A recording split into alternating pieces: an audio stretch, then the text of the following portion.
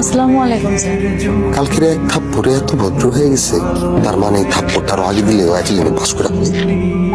এরপর থেকে তোর আর অবিশ্বাস করবো না। ধন্যবাদ স্যার। শোন, আজকে তোর আচার ব্যবহার পড়াশোনা সব ঠিকঠাক ছিল, তোরে পড়ায় আনন্দ পাইছি। আর কালকে থেকে তুই ঠিক এমন ভাবে পড়াশোনা করবি। আর শোন, তুই কিন্তু এমনি মন খারাপ করে থাকিস না। তুই মন খারাপ করে থাকলে তোর ভালো লাগে না। জি স্যার, জি। জি।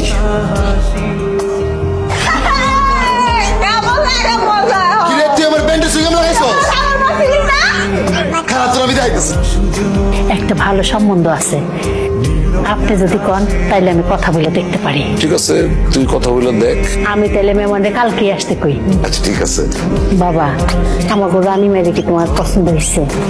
পছন্দ মানে অনেক পছন্দ হয়েছে। আমি যত দ্রুত সম্ভব আব্বা আমারে পাঠাই দিব। রানী ভাবিরে আমাকে বাসাত লয়ে যাবো। ইনশাআল্লাহ, না একটু মিষ্টি মুখ করো।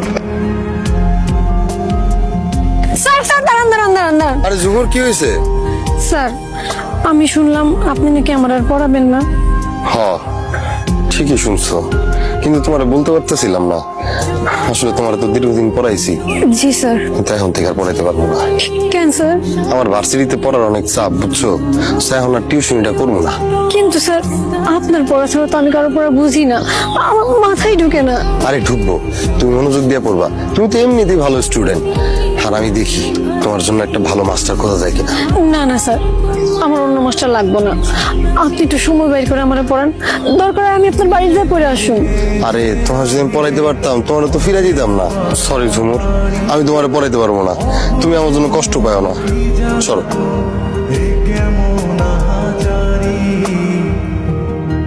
মামা, ও মামা, এদিকে আসেন, এদিকে আসেন, এদিকে আসেন। আরে আগে কিরে পরে ধীরে মিষ্টি খান। রানী তো বিয়ে ভেঙে গেছে। ভাই যে ঝড়েরটা মাইয়া আর ওদের মাথা মোটা, ওই সব জীবনে যাইবো তো জীবনই শেষ। একদম শেষ। একটা মানুষের জীবন শেষ হওয়া থেকে ভালোই কি ভালো করছি না? খুব ভালো। আর আমরা সবাই মিলে এখন তোর জীবনটা শেষ করতে যাচ্ছি। আল্লাহ আমাকে কি গো, আমি আবার কি করলাম?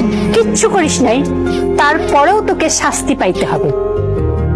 আর আমরা সবাই মিলে তোকে শাস্তি দেওয়ার জন্যই অপেক্ষা করতেছি। আম্মা আপনার কথা লাগামাতা কিন্তু আমি কিছুই বুঝতেছি না। কি বলতেছেন একটু বুঝাই বলেন।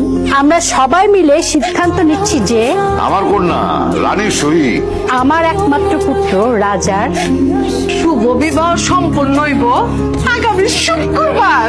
আল্লাহ রে, আমার কপালটা ভুললা। হ্যাঁ, কি ক্ষতিটা করলেন আপনারা আমার?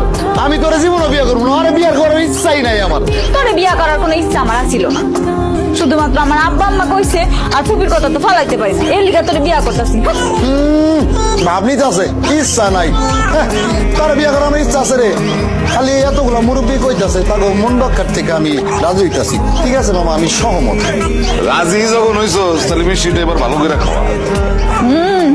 বিয়েটা কিন্তু আমি ভাঙছি। খেললে কি আমার কপালটা তুললি করবো?